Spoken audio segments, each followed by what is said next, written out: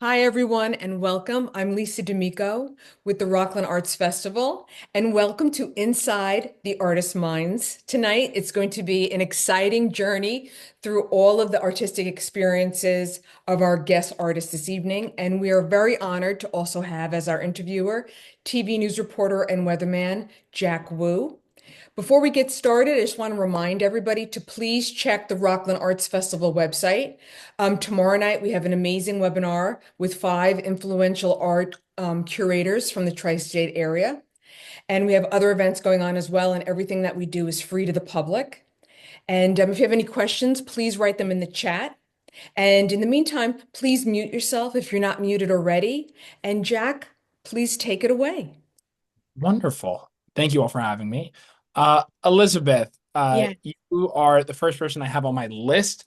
Um, in many of your art pieces, you seem to have many vibrant colors, especially the flamingo, potted flowers, and things of that sort. But in the piece you have on exhibit, it seems to match more of a silhouette theme. What inspired you to bring that piece into the show and just to make that piece, generally speaking? I'm in upstate New York, so I'm inspired a lot by the nature around me. I spend a lot of time outdoors, so that inspires a lot of my work.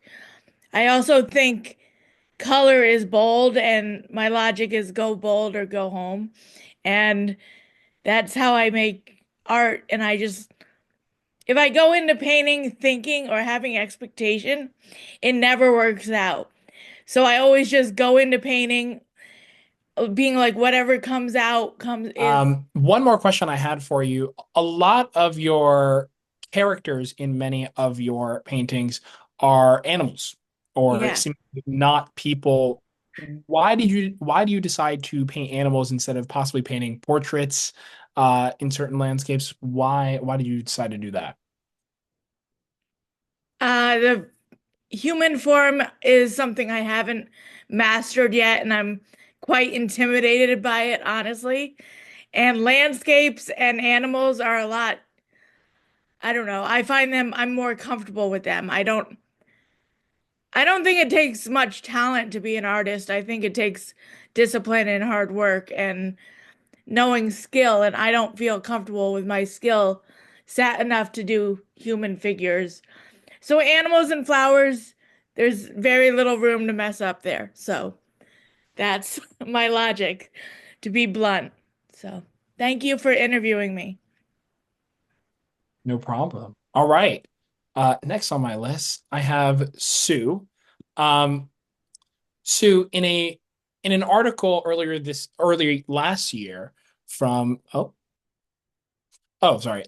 In an early article from last year in Gren Rock Living magazine, you talk a lot about your early life in Korea and with your husband as well.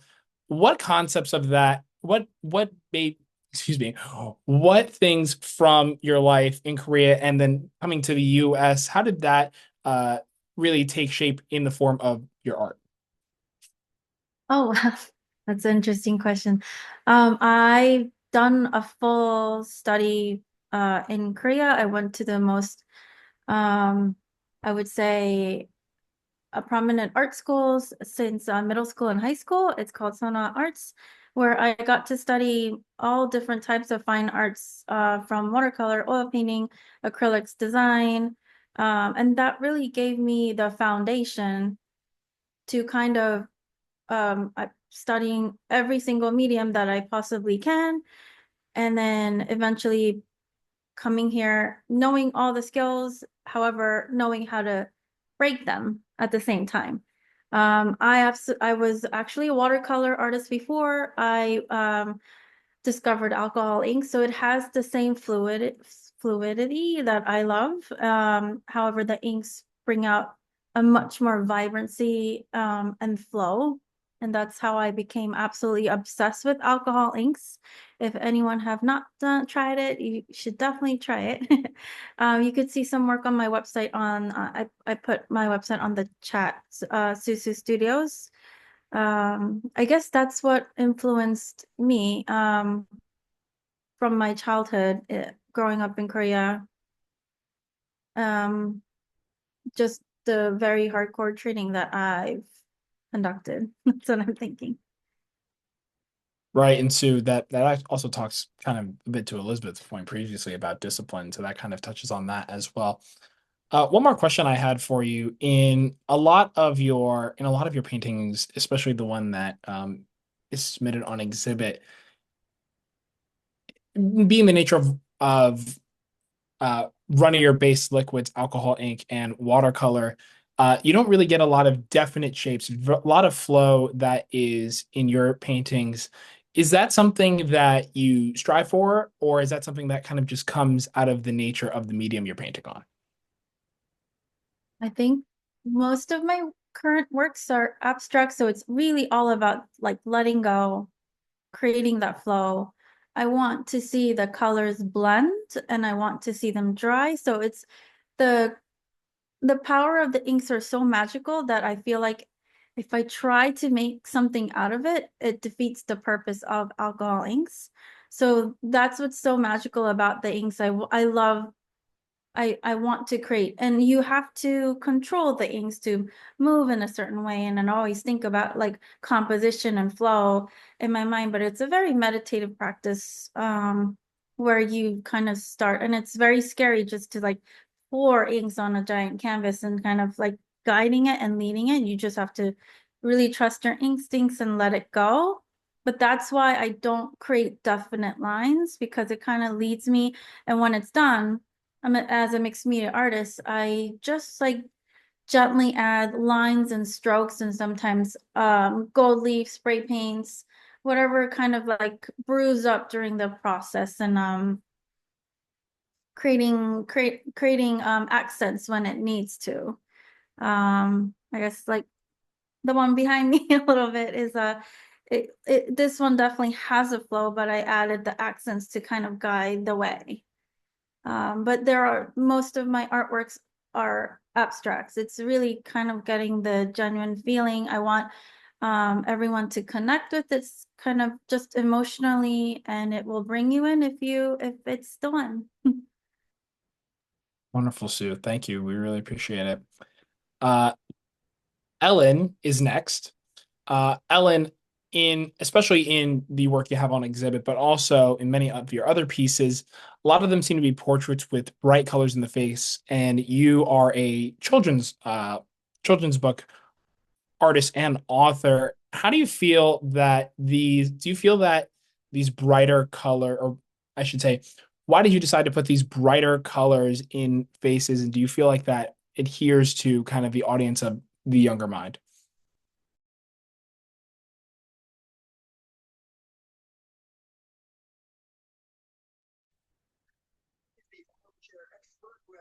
Ellen, you're muted. Can you hear me now? Yes, we can hear you. Okay. I am actually my books are illustrated by somebody else because I felt like I couldn't do the perspective, but we did it hand in hand and I told him exactly what I wanted. My paintings, I worked at the Boys and Girls Club for like 20 years and the kids' faces inspire me totally. I think that's my platform is the kids. And yeah, the bright colors, it brings out their personalities. And I don't know, I just like to go really big with bright colors. It excites me and it excites other people. So I mean, that's why I go so bright. Those are my colors. If you see my art and you know me, you'll know that's my art just by the colors because I can't use. If somebody ever said to me, could you paint me a pink and purple picture? I'd be like, no, I can't do it. I can only work in my colors that get me excited. Right. And I feel like a lot of the maybe not exactly both of the pieces you have behind you, but Mhm. some of your other pieces definitely have more jagged lines and kind of almost resembling something that was broken and put back together. Yeah. What emotions exactly were you trying to evoke by, painting in that style specifically? I think it depends on where I am emotionally. And I find that during the darkest and hardest times of my life is when I paint the most beautiful things. And I just sort of it comes out of me that way. I love the looseness of it, the freedom that I have when I'm painting, something really loose like that. And then it just all comes together for me. Wonderful, Ellen. Thank you very much. You're Okay. welcome. Thank you. I have Masako next. Masako, a lot of your work is based on origami or traditionally made of paper. How do you try and get those same type of paper-like textures and, I guess, for lack of a better word, a vibe from using different mediums in order to get kind of the same type of shape, if that question makes sense? I'm sorry, I don't really understand. That's okay. So I'm sorry. Yeah. a lot of Yep. your work is based on the shapes of what is traditional origami art form out of paper. Yeah. How are you, or I should rather ask, what inspires you to choose the certain mediums, or why do you choose the mediums that you do in terms of texture and actual feel of those of the mediums that you do pick? Oh, you mean paper specifically? Like Sure. I mean more so the it's okay. among the papers. Right. Oh, okay. It's totally based on my feeling. I have a lot of papers, and some are from Japan, which is my home country. Most of them are from Japan, and there are so many types of papers and beautiful colors and patterns. And when I create my jewelry, I just pick whatever I want to do, and then I made it into the shape I want to do. And sometimes I feel, oh, this doesn't match, but if you do it, and then it matches. And I enjoy the process and the kind of surprise. Right. And Yep. and also with the black cranes specifically, Yep. you have other ornamentation around that. Was there any This one. method to, yes, was there any method to picking the ornamentation that you did, or was it again kind of just based on what you liked and what you saw? Totally on my feeling, I guess. Yeah. Especially this one, I wanted to try something black and gold style. I usually have a lot of colorful patterns and colorful, bright things, but I just wanted to make something black and goth image. Then I tried, and it looked nice, and I loved it. That's why it's here, and I decided to show this to other people too. Jack, there's a question for Masako. Sure. Masako, my question Yes. is, with your jewelry, Yes. what advice do you give somebody who's purchasing your jewelry? Because paper's not something that we're very used to when it comes to, decorative jewelry. Right. I usually explain to the purchaser, the person who likes my jewelry. Of course, it's made of paper. It's not metal, or it's not stone, so it's definitely more fragile. So I give some protection by coating, and then give a little stronger palm surface. But still, it's paper. So I usually say, don't take a shower with them, and then don't squish it, and then don't step on them. Take good care of them, and then they usually understand because it's paper. They know that. Okay, wonderful. Masako, thank you. We really appreciate it. Thank you very much. Next, I have Michelle, to my knowledge, the only author here. Michelle, your series is really what's on display here, The Girl Dependent and The Portal. And a lot of the themes with that are kind of sci-fi based, but also, with with just one girl as the main character. What were you trying to, or I guess, what themes were there themes of female empowerment kind of in there, especially picking a character who is of younger age, and what led you down the path of kind of picking this main character specifically? Great question. Yes, definitely themes of empowerment, strong female characters, both in this series and the next series that I'm working on. I think it's important.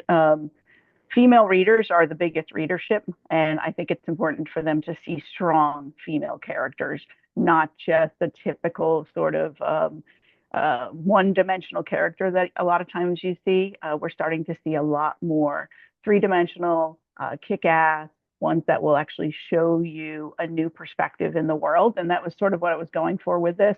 But also, she's got very strong friends too. So we have both female and male supporting characters, and they each play a very important role in the story. So as an author, it's fun exploring the main character, but also exploring the interactions with everybody that is supporting that character. And in the third book, I have a brand new character, which I'm super excited about because it's somebody that I've never written before.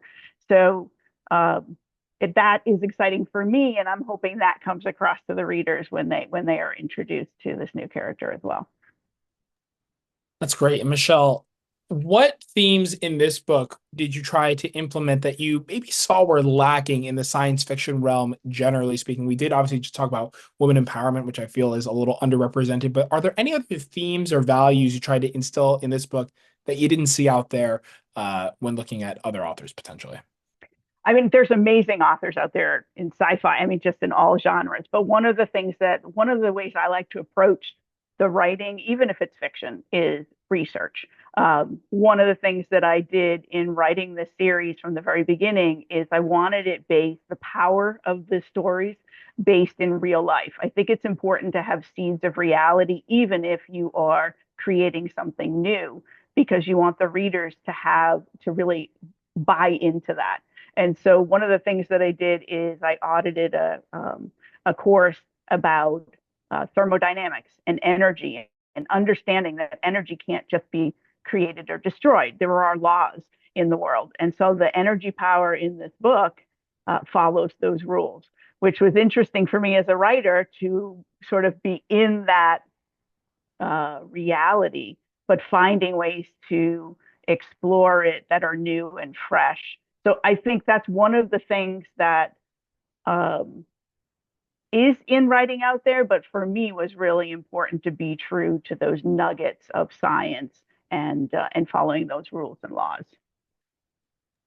Wonderful. Michelle, thank you so much. I really appreciate it.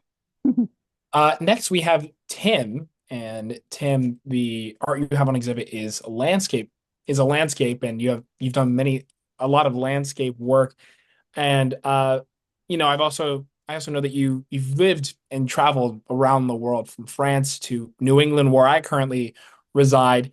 Talk to me about your process when picking a landscape to paint. What goes into exactly finding the right landscape, or what's your order of operations there? Well, first, thank you for having me.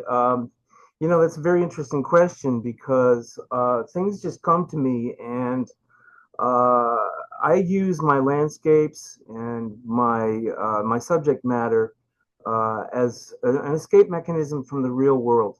All of these images that I produced, and by the way, I just published a book which is now available on Amazon and other platforms, come from my mind, my memory, my imagination, and they are an escape mechanism for me.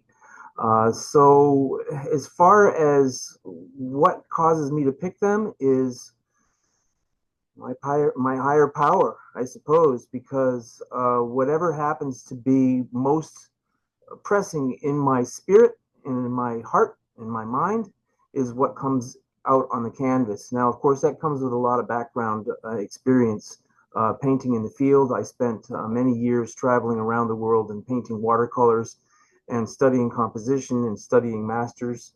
And in so doing, I started to recognize certain patterns in the way composition affects the viewer. And so what I've tried to do is incorporate my emotions in a way that the viewer can relate and that the viewer can find resonance. So that's essentially it. I have evolved an awful lot in the course of the last 5 years. Through COVID, I spent most of my time in the studio, just creating, working on color compositions, color juxtapositions, finding color combinations that would strike an emotional chord.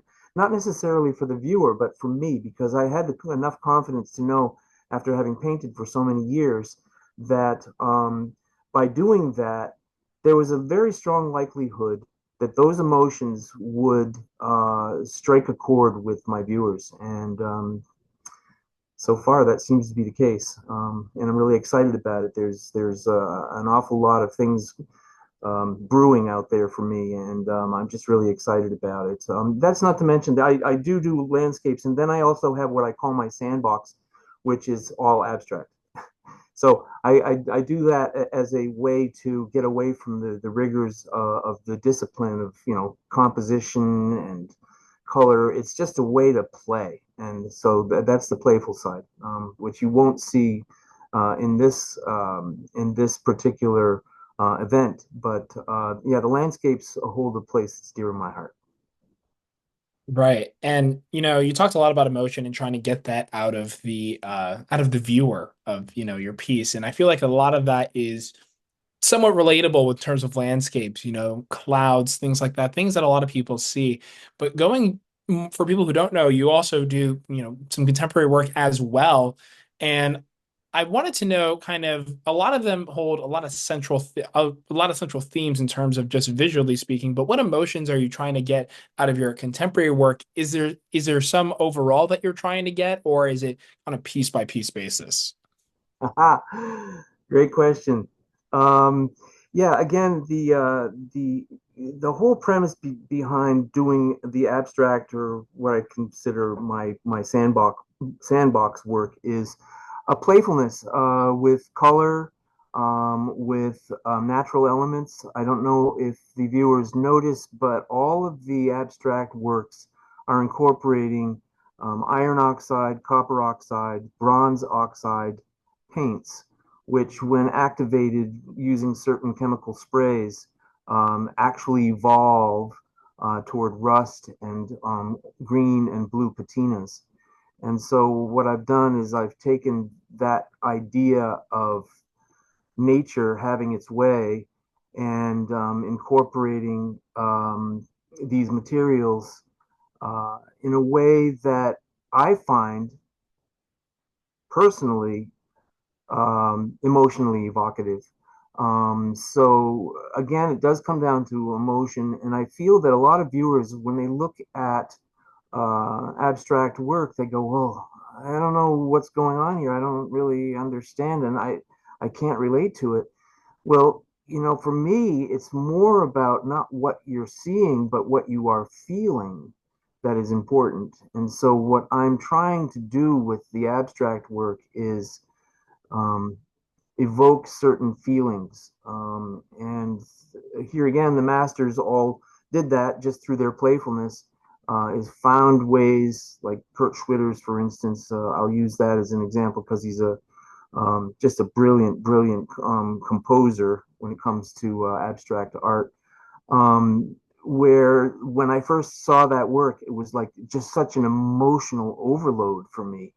Another one is Reynoso, who is a very contemporary but a French artist, or Spanish, I'm not sure which, but man, the work is just so full of texture and emotion and motion and color and non-color, black and white, brown, green, all of these things that just, are designed through composition to provoke some visual response, some kind of emotion. And so it's the experience of seeing that allows for these emotions to come out. And it's not so much what's on the canvas, but how it makes you feel. Tim, thank you so much. I really appreciate it. On to the next, I have Lori. And Lori, the piece that you have on exhibit right now seems to be a culmination of different types of work that you've done with the ocean in the background, maybe not a central focal point of the piece, but you also have a portrait-esque uh, a woman in the foreground. Why did you decide to not paint this woman with any distinct eye detail and really just have cast a shadow over that? Um, I like a lot of what Tim said. So the reason I did that is because realism portraiture is great, but it's not for me in that I want the viewer to feel something. So in here, I wanted them to feel the sun. You know, I wanted just a regular, ordinary day standing on your deck. Can you feel the sun? Can you feel where the shade hits? Can you feel where the sun hits? And almost just like the excitement of color and shade and light. And it's not important that I got her face or you know who she is, but just the feeling of just a regular day that sort of sparkles, that makes you feel good, a day in the sun. And maybe the viewer can feel that when you walk by. Right. And Lori, I feel like, we just have a well-traveled room here. You also are very well-traveled yourself, spending time in the States and, overseas as well. What lessons did you take, possibly from artists around the world that you decided to bring back when you eventually came back to America? Well, I would tell every artist here to paint outside. It is the most spectacular plein air. It's called plein air painting. It is spectacular. That's what I learned in Europe because I only painted outside, and you're there with the elements, the wind and the weather, and the level of joy that it brings to paint outside is mostly what I learned in Europe, and the textures in Europe are different than here. I mean, everywhere you look is the side of a building is gorgeous, a shutter is gorgeous, the bright colors, the crunchy stone. And I learned about throw the paint on thick when you're outside and get crunchy textures and let it build up on the canvas, because when viewers walk by, they can feel the sensualness of paint swirling around, and maybe they could feel, maybe they're going to want to go home and do that themselves. That's kind of how I want a viewer to feel, maybe I want to create something, let's get everybody jacked up. Jack, Wonderful. there's a comment for Lori. Okay. One of the viewers saw Lori's painting in an exhibit in Summit, New Jersey, and she writes, "It's a wonderful, glowing painting." Oh. Lori, I have a question for you as a fellow painter. Do you have any influences? Like, have you been influenced by any other painters, past or present? Oh God, yes. Well, this painting, I was thinking of Edward Hopper. When I did this painting, I was going to all his exhibits, and I said, I want to try to do a painting that's bright sun and shade. But then I have other paintings that are real Alice Neal. I don't know if you know Alice Neal, just these funky portraits that are based on realism, but she adds these emotional colors. And I love the other one, like Alice Neal, who had the wife that painted with him. I can't believe I'm forgetting his name just now. You know who he is. I can't think of him right now.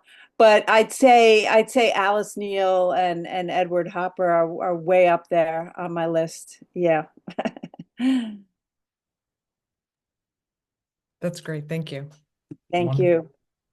I have Aprajita next. I hope I said that right. I'm so sorry if I didn't. One central theme in the piece that you have on exhibit, as well as many of your other pieces, is kind of that sun. Although it's small, you see it kind of radiating throughout the painting with streaks of light. What made you do that, but yet make the sun itself so small in the distance? Was there any thought process or any intention behind that, or was that just kind of how you saw it on the canvas?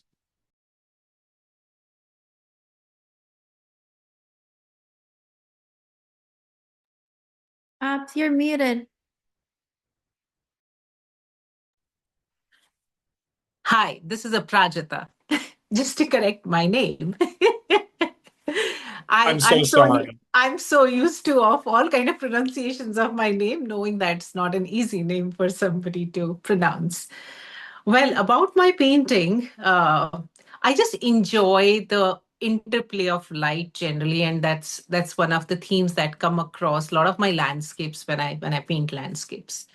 But specifically in this painting, I wanted to create a perspective of, or an illusion of depth, where you can see how where you are, you're seeing all those flowers up close, but at the same time you're seeing lots of hills in the background, and then that sun's glow is brightening up everything, and just to bring that perspective and that depth. Uh, that was the whole idea of creating that painting. And trust me, it was not the flowers, it was the sun that was my hero in that painting. Right. And I'd like to go into a little bit more about your career as an artist specifically.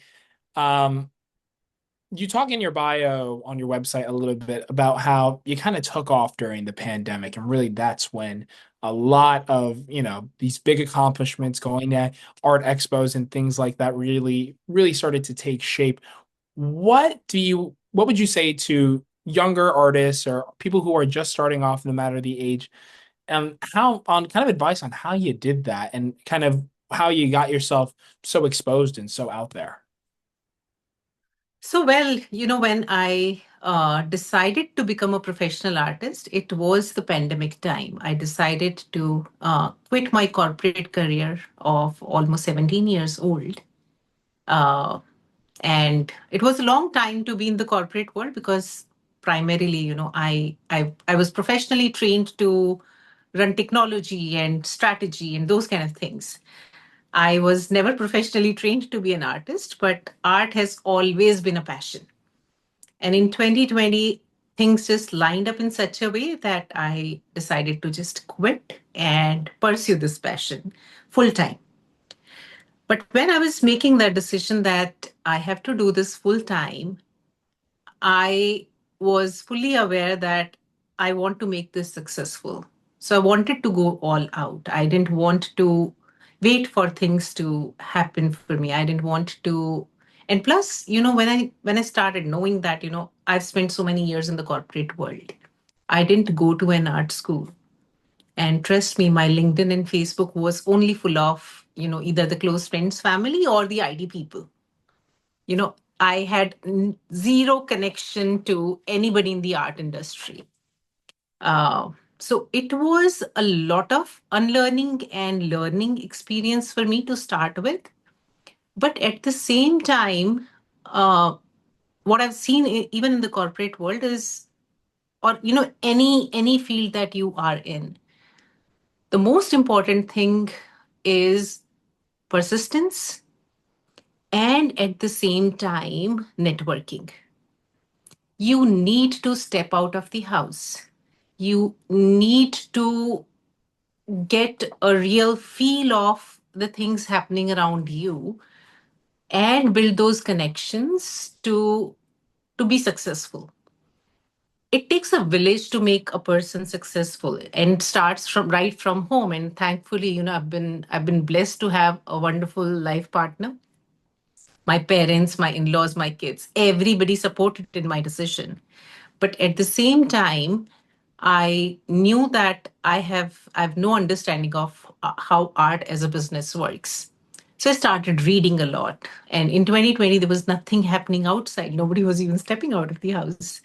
So it was primarily in 2021 when things started opening up, and I started going to New York City, being I live in Jersey. So, New York City was my go-to place to understand this market. I would literally go out from one gallery to another gallery, from one event to another event, just to understand and observe.